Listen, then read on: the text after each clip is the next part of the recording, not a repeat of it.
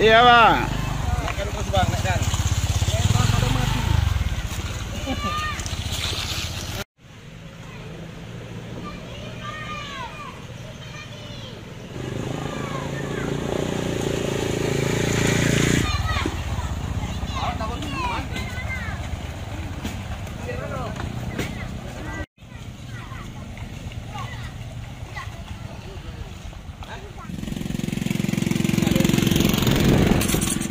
Hmm.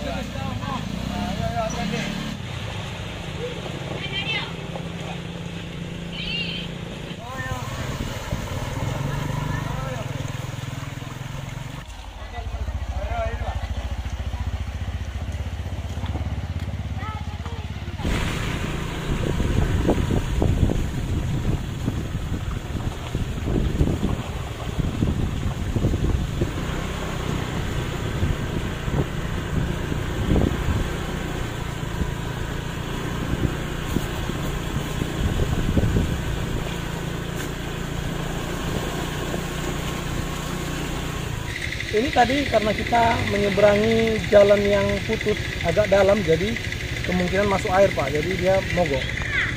Ini udah sering terjadi gini? Sering Pak, udah lama ini Pak.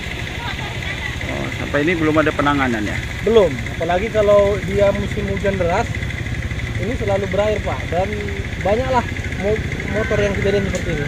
Oh, jadi harapan sebagai warga?